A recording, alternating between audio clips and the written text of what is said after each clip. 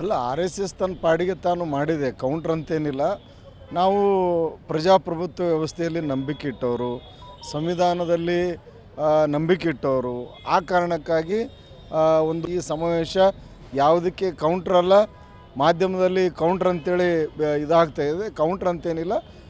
ಈ ಒಂದು ಬಾಬಾ ಸಾಹೇಬ್ ಅಂಬೇಡ್ಕರ್ ಅವರ ಸಂವಿಧಾನಬದ್ಧವಾದಂಥ ಮತ್ತು ಸಂವಿಧಾನವಂಥ ಒಂದು ನಡೆ ಅಂತೇಳಿ ಈ ಸಂದರ್ಭದಲ್ಲಿ ಹೇಳಬಯಸ್ತಿದ್ದೆ. ಒಂದು ಡ್ರೆಸ್ ಕೋಡ್ ಮುಖಾಂತರ ಚಿತಾವಲಿ ಚೌಕದಿಂದ ಪ್ರಾರಂಭವಾಗಿ ಒಂದು ನಾಗಾವಿ ಸರ್ಕಲ್ ಮತ್ತು Bhuvaneshwari circle, doctor BR Ambedkar circle ಮುಖಾಂತರ ಸುಮಾರು 1.5 ಕಿಲೋಮೀಟರ್ ಏನಪ್ಪ ಅಂದರೆ ಪಥಸಂಚಲನವನ್ನು ಅಚ್ಚುಕಟ್ಟಾಗಿ ಒಂದು ಕಾರ್ಯಕ್ರಮವನ್ನು ಹಮ್ಮಿಕೊಂಡಿದ್ದೆವು.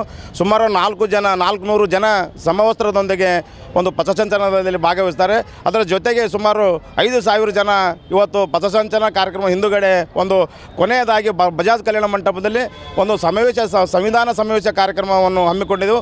ಆ ಕಾರ್ಯಕ್ರಮವನ್ನು ಅಚ್ಚುಕಟ್ಟಾಗಿ ನಿರ್ವಹಣೆ ಮಾಡಲಿಕ್ಕೆ ಈಗಾಗಲೇ ಎಲ್ಲ ಸಜ್ಜುಗೊಳಿಸಿದ್ದೆವು ಚಿತ್ತಾಪುರ ಪಟ್ಟಣದಲ್ಲಿ. ಮತ್ತು RSSನಕ್ಕಿಂತ ನಾವು ಒಂದು ವಿಶಿಷ್ಟವಾದಂಥ ಕಾರ್ಯಕ್ರಮ ಹಮ್ಮಿಕೊಂಡಿದ್ದೆವು. RSS ಕಾನೂನು ಉಲ್ಲಂಘನೆ ಮಾಡಿ ಒಂದು ಕೆಲಸ ಮಾಡ್ತಿದ್ರು, ಆದರೂ ನಾವು ಕಾನೂನು ಚೌಕಟ್ಟಿನಲ್ಲಿ ಸಂವಿಧಾನದ ರಕ್ಷಕರಾಗಿ ಕೆಲಸ ಮಾಡ್ಕೊತಂಥ ನಾವು ಚಿತ್ತಾಪುರ ಪಟ್ಟಣದಲ್ಲಿ ಒಂದು ಬಹು ವಿಭಜನೆಯಿಂದ ಒಂದು ಪಥಸಂಚಲನ ಕಾರ್ಯಕ್ರಮ ಹಮ್ಮಿಕೊಂಡಿದ್ದೆವು ಸರ್. ಈ ಪಥಸಂಚಲನ ಕಾರ್ಯಕ್ರಮ ಯಾರೆಲ್ಲ ಭಾಗವಹಿಸ್ತಿದ್ದಾರೆ? ಗಣ್ಯರು ಮತ್ತು ಸ್ವಾಮೀಜಿಗಳು.